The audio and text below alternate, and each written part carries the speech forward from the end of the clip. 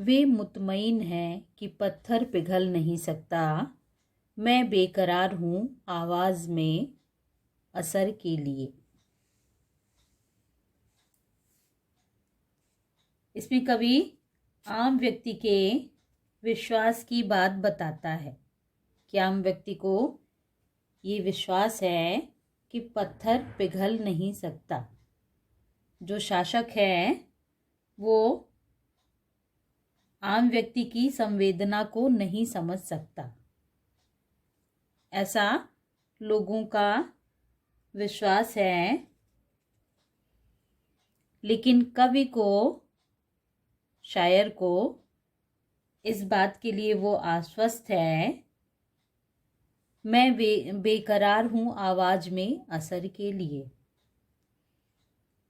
इसके विपरीत कवि को इंतजार है कि इन आम आदमियों के स्वर में असर यानी क्रांति की चिंगारी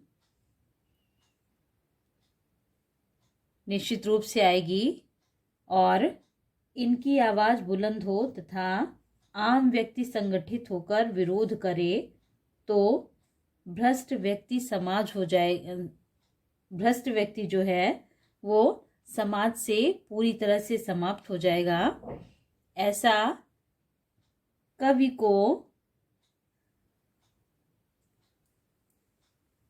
पूरी तरह से विश्वास है कि वो अपनी आवाज के असर को समाज में प्रभावी रूप से ला सकेगा, यानी शासकों का हृदय पिघलेगा और उनकी भ्रष्टाचार की प्रवृत्ति दूर होगी।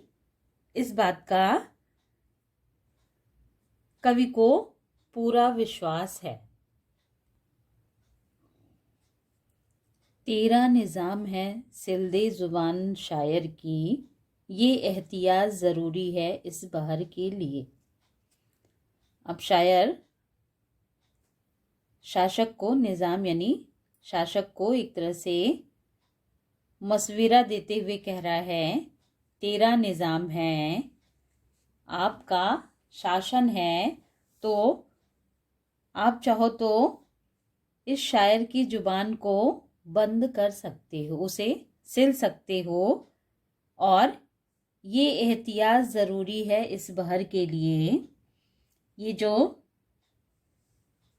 आपके विपरीत सत्ता में क्रांति लाने का जो शायर से आपको खतरा है, इसके लिए आपको ये एहतियात करना बहुत ही आवश्यक है। यानी जो शायर आपके विपक्ष में क्रांति का बीज बो रहा है, उसकी आवाज़ को बंद कर देना, ये आपके शासन के लिए अत्यंत आवश्यक है।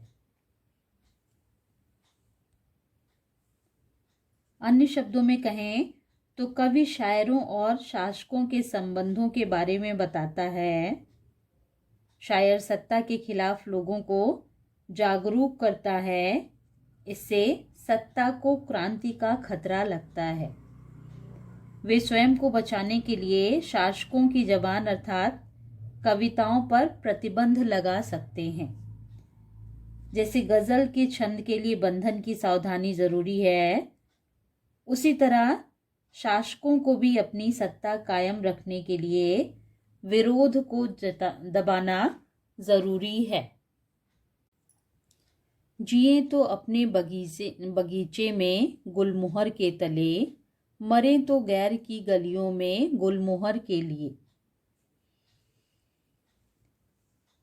इस शेर में शायर कहता है कि जब तक हम अपने बगीचे में जिए अर्थात हमारा जीवन रहे, गुलमोहर के नीचे जिए, और जब मृत्यु हो तो दूसरों की गलियों में गुलमोहर के लिए मरे।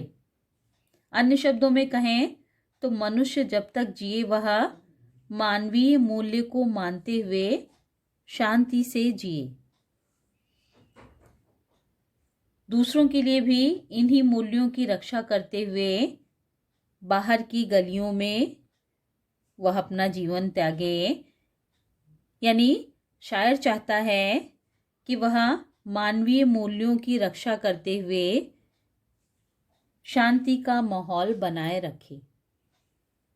और दूसरों को भी ऐसा करने के लिए प्रेरित कर सके।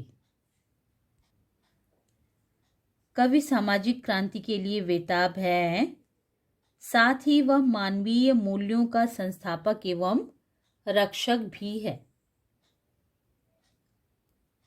सामान्यतः साहित्य समाज का दर्पण होता है और कवि का यह कर्तव्य है कि समाज को सही दिशा और दशा से अवगत कराता रहे, जिसका पूरी तरह से निर्वाह दुष्यंत कुमार जी की इन गजलों में प्रत्यक्ष दिखाई दे रहा है। पत्थर पिघल नहीं सकता से स्वेच्छाचारी शासकों की ताकत का पता चलता है। यानी शासक जो अपनी इच्छा के अनुसार पूरी ताकत से अपने वश में अपनी सत्ता को रखना चाहता है, उसके लिए पत्थर पिघल नहीं सकता।